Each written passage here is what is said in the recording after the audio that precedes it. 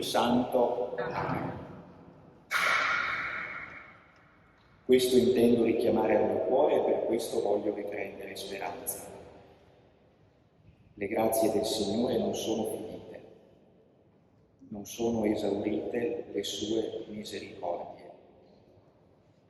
Si rinnovano ogni mattina. Grande è la sua fedeltà. È bene aspettare in silenzio la salvezza del Signore. Donaci, o Signore, la pienezza del tuo Santo Spirito. Gloria al Padre, al Figlio e allo Spirito Santo. Era nel principio e ora e sempre, nei secoli dei secoli.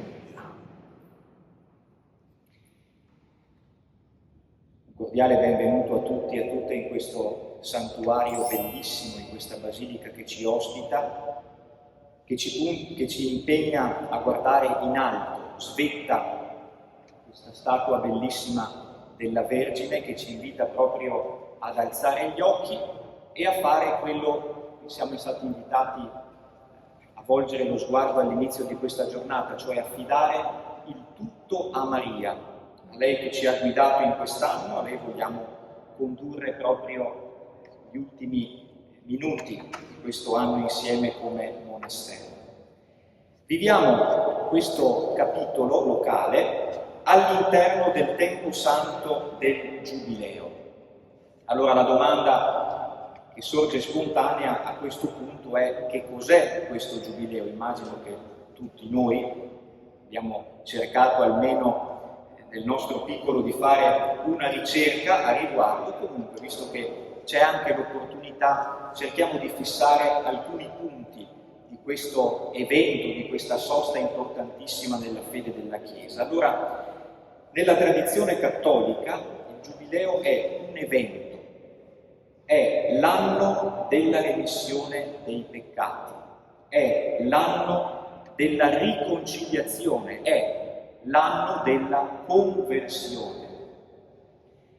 È l'anno, in sintesi, di Cristo, portatore di vita e di grazia per l'intera umanità. Le origini del Giubileo troviamo traccia di questo anno di grazia già nell'Antico Testamento. La legge di Mosè infatti aveva fissato per il popolo ebraico un anno particolare. Nutriamoci di parola di Dio e quindi vi leggo proprio questa parte tolta dal libro del Levitico che dice così, Levitico 25. Dichiarerete santo il 50° anno e proclamerete la liberazione della terra per tutti i suoi abitanti. Sarà per voi un giubileo. Ognuno di voi tornerà nella sua proprietà e nella sua famiglia. Il 50° anno sarà per voi un giubileo. Non farete né semina né mietitura di quanto i campi produrranno da sé, né farete la vendemmia delle vigne, non potate. Poiché è un giubileo, esso sarà per voi santo. Potrete però mangiare il prodotto che daranno i campi. In quest'anno del Giubileo ciascuno tornerà nella sua proprietà. Quando vendete qualcosa al vostro prossimo, quando acquistate qualcosa dal vostro prossimo, nessuno faccia torto al fratello. Regolerai l'acquisto che farai dal tuo prossimo in base al numero degli anni trascorsi dopo l'ultimo Giubileo. Egli venderà a te in base agli anni di raccolto. Quanti più anni resteranno, tanto più aumenterà il prezzo. Quanto minore sarà il tempo, tanto più ribasserà il prezzo, perché egli ti vende la somma dei raccolti. Nessuno di voi opprima il suo prossimo. Temi il tuo Dio, poiché io sono il Signore vostro Dio. È un brano molto particolare, ma molto bello e profondo, direi quasi minuzioso nei particolari, questo che abbiamo appena sentito del libro del Levitico. C'era anche un segno fisico bello che iniziava, che appunto inaugurava il Giubileo, ed era lo Iobel, era la tromba con cui si annunciava questo particolare anno di grazia, era un corno, Iobel, il nome appunto Giubileo.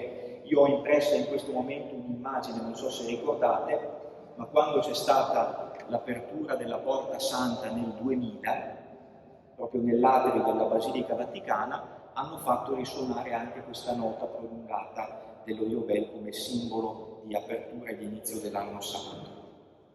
Come abbiamo sentito dal testo di Levitico, la celebrazione del Giubileo non era semplicemente un evento che capitava una volta ogni 50 anni, eccetera, ma era un qualcosa che implicava anche la vita di chi lo viveva. Non era semplicemente un anniversario, ma era un appuntamento che comportava qualcosa di profondo anche nella vita di chi appunto lo viveva. Comportava la restituzione della terra agli antichi proprietari, comportava la remissione dei debiti, comportava la liberazione degli schiavi, il riposo della terra, cose che incidono nella vita quotidiana. E se ci pensiamo bene, anche per noi che viviamo l'anno santo è un po' così. Anche noi, se viviamo semplicemente un pellegrinaggio giubilare, implichiamo la nostra vita anche nella fatica, anche nella volontà di compiere questo pellegrinaggio con una particolare intenzione, anche nel desiderio profondo di un ritorno a Dio. Ritornate a me con tutto il cuore. Ce lo diciamo spesso all'inizio della Quaresima, il mercoledì delle Ceneri, ma questo invito di ritorno al Signore viene forte ogni qualvolta che si celebra un Giubileo. Ora, nel Nuovo Testamento Gesù si presenta come colui che porta a compimento l'antico Giubileo, essendo venuto a predicare l'anno di grazia del Signore. Ricordiamo tutti questa frase famosissima del Vangelo. A livello storico sappiamo che il primo Giubileo nella Chiesa è stato voluto da Papa Bonifacio VIII nel 1300. Se voi entrate nella Basilica Giubilare papale di San Giovanni in Laterano, appena varcata la Porta Santa della Basilica, troverete sulla sinistra un piccolo affresco che rappresenta proprio Bonifacio VIII, proprio mentre indice questo Giubileo del 1300. Ma ci sono stati anche dei precedenti.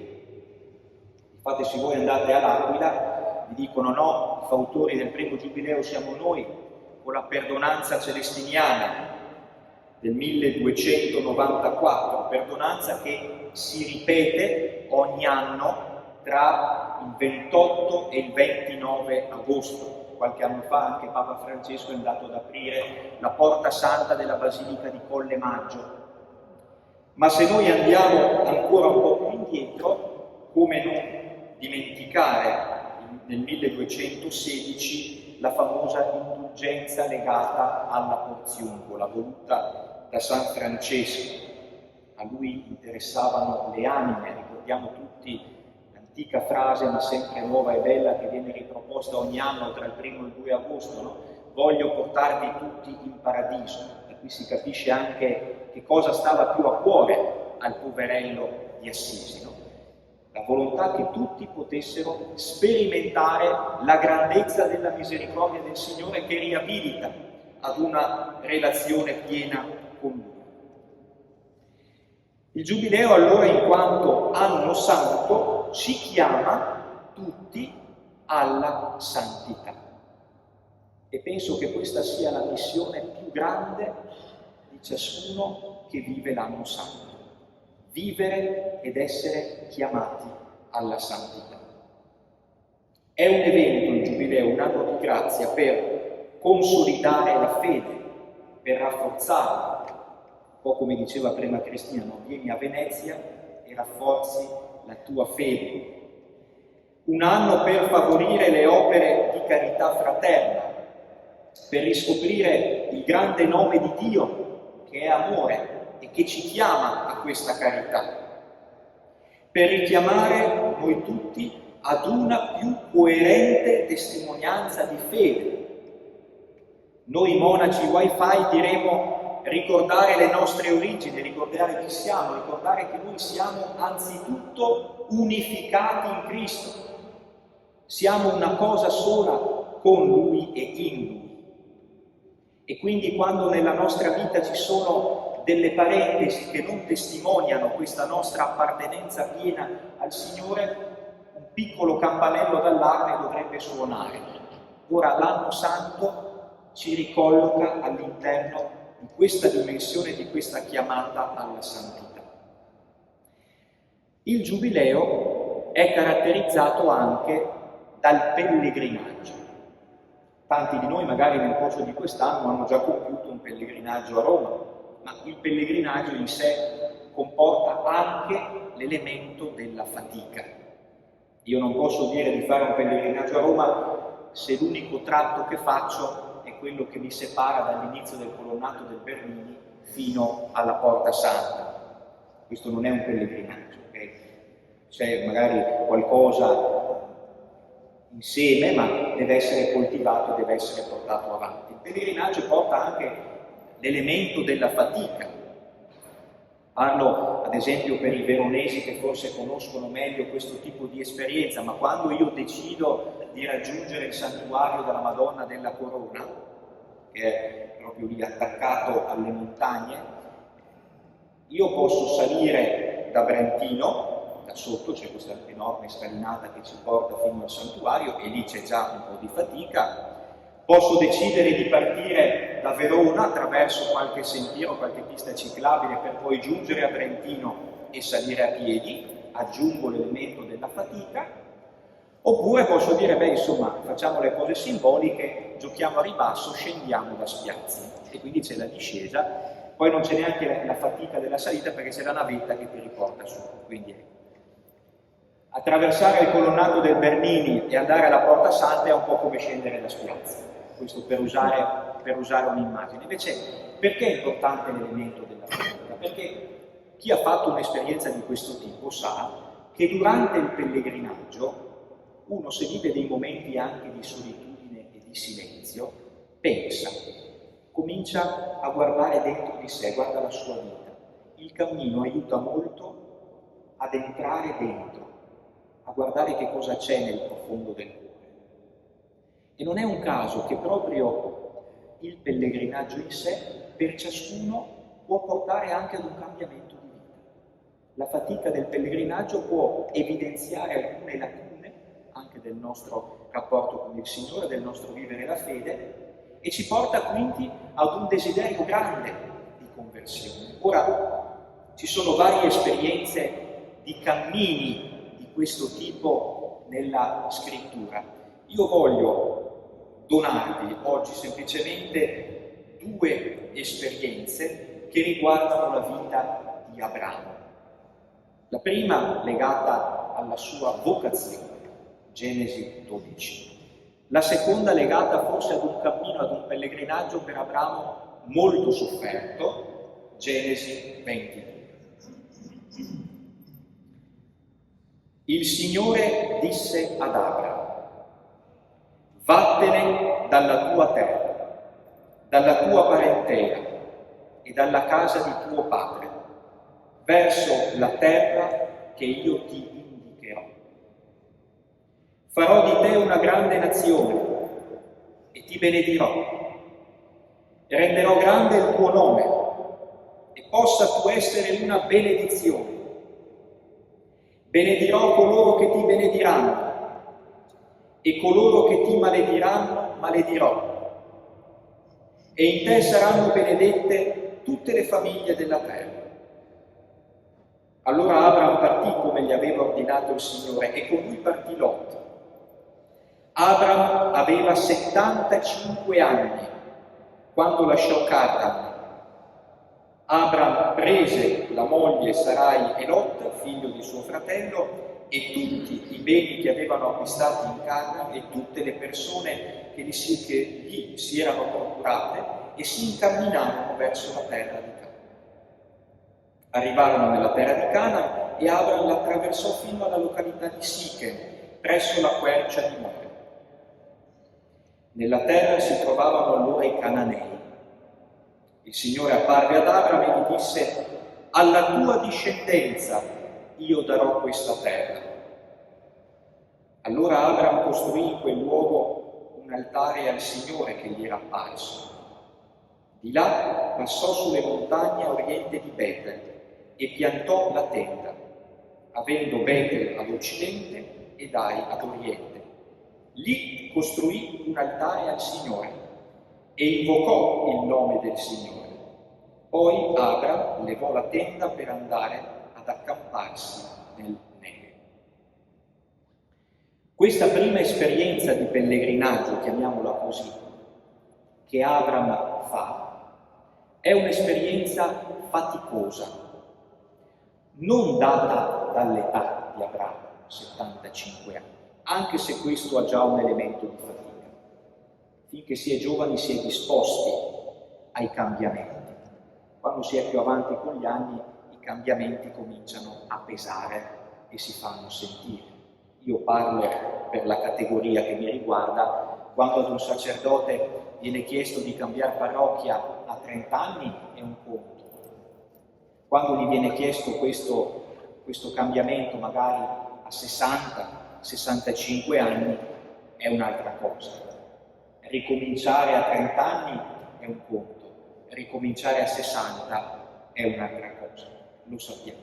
Ma al di là di questo c'è questa espressione: vattene dalla tua terra, quel vattene che in ebraico suona lech lecha, è qualcosa di molto più profondo di un prendi la tua borsa e vai verso dove io ti indico.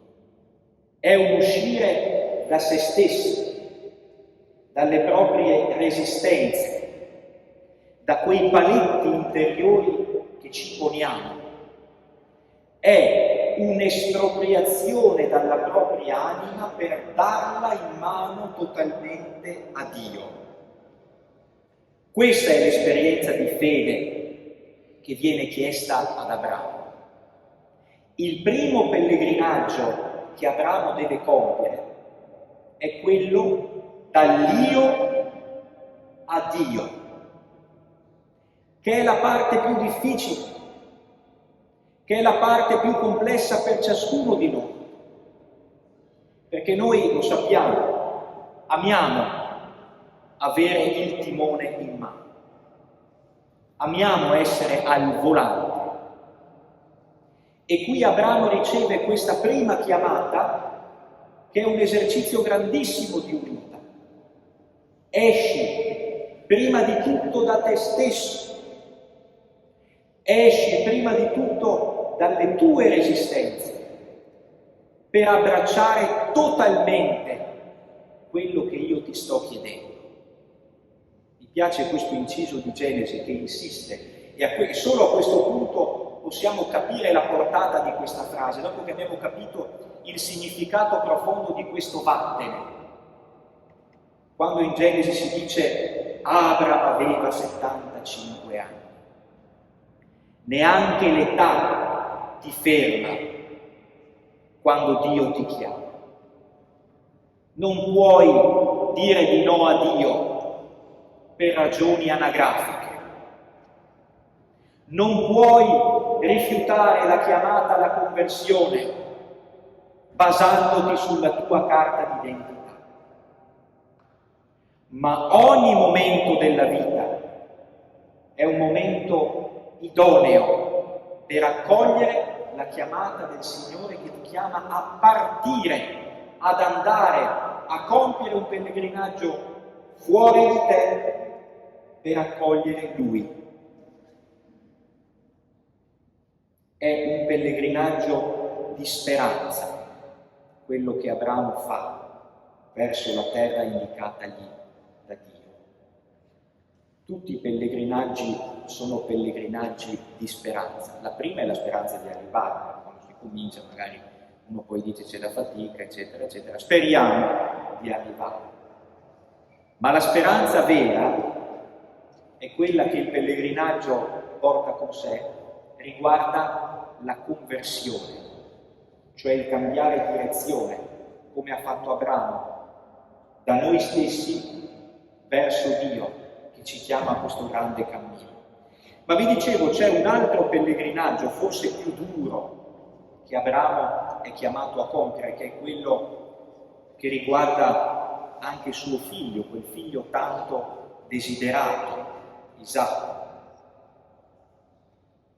Vi invito ad ascoltare questo capitolo 22 di Genesi, cercando di immaginare la scena, ma non semplicemente a livello così di sceneggiatura, ma a calarvi nel cuore di Abramo, che sta per compiere questo pellegrinaggio del tutto particolare.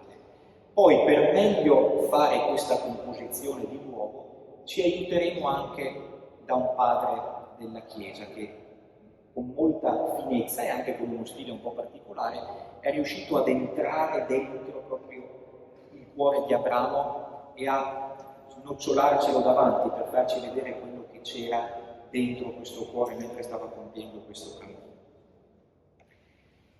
Dopo queste cose Dio mise alla prova Abramo e gli disse: Abramo, rispose, ecco, riprese, prendi tuo figlio, il tuo unigenito che ami, Isacco, va nel territorio di Moria e offrilo in olocausto su di un monte che io ti indicherò. Abramo si alzò di buon mattino, sellò l'asino, prese con sé 2 servi e il figlio Isacco, spaccò la legna per l'olocausto e si mise in viaggio verso il luogo che Dio gli aveva indicato. Il terzo giorno Abramo alzò gli occhi e da lontano vide quell'uomo. Allora Abramo disse ai suoi servi: fermatevi qui con l'asino. Io e il ragazzo andremo fin lassù, ci prostreremo e poi ritorneremo da voi. Abramo prese la legna dell'olocausto e la caricò sul figlio Isacco. Prese in mano il fuoco e il coltello, poi proseguirono tutti e 2 insieme. Isacco si rivolse al padre, Abramo, e disse: Padre mio. Rispose: eccomi, figlio mio. Riprese: ecco qui il fuoco e la legna, ma dov'è l'agnello per l'olocausto? Abramo rispose: Dio stesso si provvederà l'agnello per l'olocausto, figlio mio. Proseguirono tutti e 2 insieme. Così arrivarono al luogo che Dio gli aveva indicato. Qui Abramo costruì l'altare, collocò la legna, legò suo figlio Isacco e lo depose sull'altare sopra la legna. Poi Abramo stese la mano e prese il coltello per immolare suo figlio. Ma l'angelo del Signore lo chiamò dal cielo e gli disse: Abramo, Abramo. Rispose: eccomi. L'angelo disse: non stendere la mano contro il ragazzo e non fargli niente. Ora so che tu temi Dio e non hai rifiutato tuo figlio, il tuo unigenito. Allora Abramo alzò gli occhi e vide un ariete impigliato con le corna in un cespuglio. Abramo andò a prendere l'ariete e lo offrì in olocausto invece del figlio. Abramo chiamò quel luogo il Signore vede, perciò oggi si dice: sul monte il Signore si fa vedere. Anzitutto, che cosa cogliamo in questo testo di fondamentale per noi? Non so se avete notato la compostezza con la quale Abramo asseconda l'invito del Signore. Il Signore sta chiedendo qualcosa di umanamente inaccettabile e lui, con una lucidità estrema, compie, quasi come fosse un qualcosa di rituale, quello che il Signore gli ha chiesto. E già questo ci schiatta. Già questo ci schiatta. Perché? Perché ci fa vedere che forse quel vattene dalla tua terra da Abramo è stato colto in maniera profonda. Non semplicemente come un lasciare qualcosa, ma come essenzialmente un fare posto totalmente a Dio. Svuotarsi di sé per far emergere.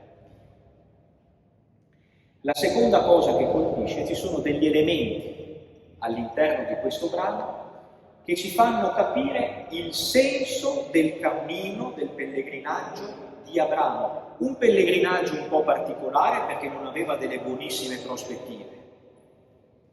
Ma ci sono degli elementi che ci fanno capire in un certo senso che forse Abramo aveva colto quello che Dio gli stava chiedendo. Ad un certo punto Abramo si ferma e c'è questa espressione. Allora Abramo, al terzo giorno, che per noi dice qualcosa questo terzo giorno, Abramo alzò gli occhi e da lontano vide quell'uomo dove doveva andare appunto per il sacrificio del figlio. Alzare gli occhi vuol dire smetterla di contemplare la terra e dirigere lo sguardo verso una meta seria. Alzo gli occhi verso i monti. Da dove mi verrà l'aiuto? Il mio aiuto viene dal Signore. E in questa direzione dello sguardo di Abramo abbiamo già la risposta. Alza gli occhi e vede il monte che il Signore gli ha indicato. Ma poi, quando l'angelo gli dice fermati, non fare quello che stai per fare, come fa Abramo a trovare l'ariete, il capretto per l'olocausto? Alzando gli occhi. Alza gli occhi e vede quello che poi sarà immolato. Vedete come il Signore risponde alle domande di chi lo cerca. Alzo gli occhi. So che il mio pellegrinare non è un rimirare la terra con tutte le sue seduzioni, ma è un alzare gli occhi verso una meta ben precisa. Quindi il pellegrinaggio per Abramo e per noi, oltre che essere segno di speranza, è anche segno forte di conversione, segno forte di riappropriarci, di rinsaldare il nostro rapporto con il Signore.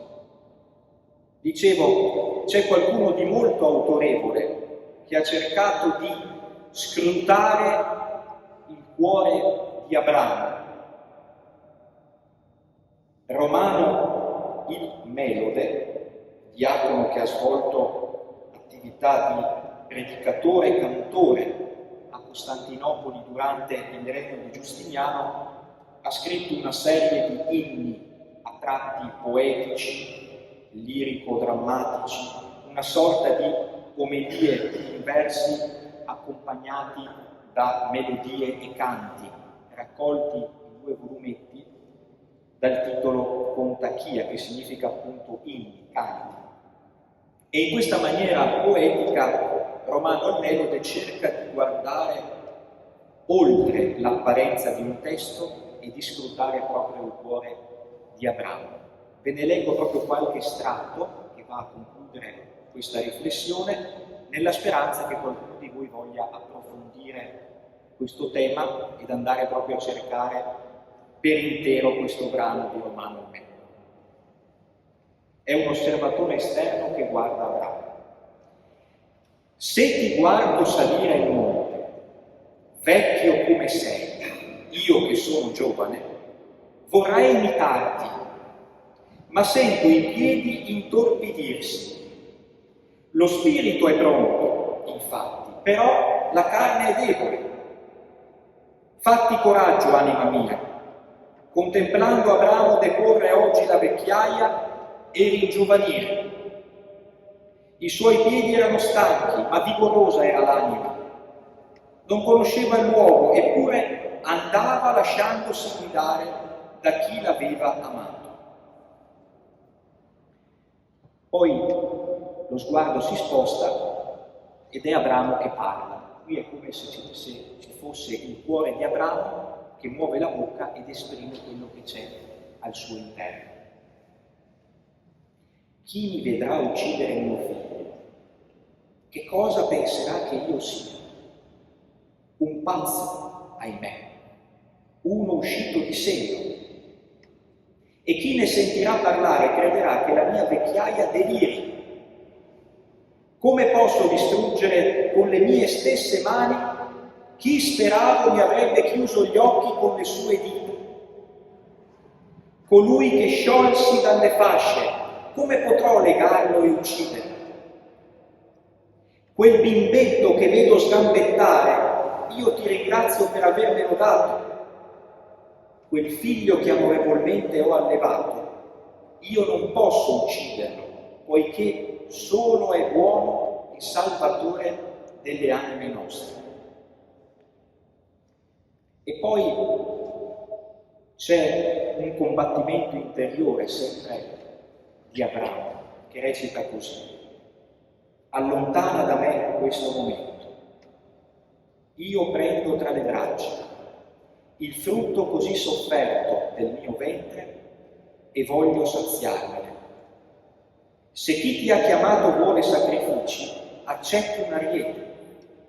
O Isacco, figlio mio, se dovessi vedere il tuo sangue versato sulla terra, no, non sia mai. Dovrà uccidere me prima, solo così poi potrà uccidere te. Prima di te tua madre, dopo di lei te, il figlio. Non voglio vedere la tua uccisione per poi morirne, poiché solo è buono il Signore delle anime nostre. Questo ritornello che conclude ogni parte è molto bello. Ma poi concludo con quando l'angelo irrompe nella scena e blocca la mano di Abramo. Dall'alto lo guardò, il Dio che guarda gli abissi, e al giusto gridò queste parole: Abramo, fedelissimo Abramo, trattieni la tua mano. Io già ti conoscevo prima di crearti, ma ho voluto vagliarti. Ora ho riconosciuto la tua fede, a cui guarderanno nell'ultimo giorno i ferventi adoratori della verità che sono io, perché nel mio nome, sarà glorificato il Figlio mio, il dispensatore dei beni e salvatore delle anime nostre. Come il tuo figlio Isacco portò sulle spalle la legna per il fuoco, il figlio mio sulle spalle porterà il legno della croce. Il tuo grande amore ti rivelò proprio questo futuro. Guarda ora da che cosa è trattenuto l'ariete nel cespuglio. Guarda e comprendi nel significato nascosto. L'ariete è legato per le corna, e le corna raffigurano le mani del figlio mio. Sacrificalo per me, e io conserverò tuo figlio a te. Io, il dispensatore dei beni e salvatore delle anime vostre. Romano Melode chiaramente rilegge in quello che viene chiesto ad Abramo un anticipo di quello che poi sarà il sacrificio dell'unico figlio, Gesù, il figlio di Dio. Allora, aiutati da queste parole un po' poetiche, un po' liriche, un po' drammatiche, chiediamo al Signore la grazia di vivere il nostro pellegrinaggio, prima di tutto quello terreno che stiamo compiendo quotidianamente, come un'occasione per ridestare in noi la speranza nell'unico Figlio che salva, ma soprattutto il pellegrinaggio susciti in noi questo desiderio forte di conversione.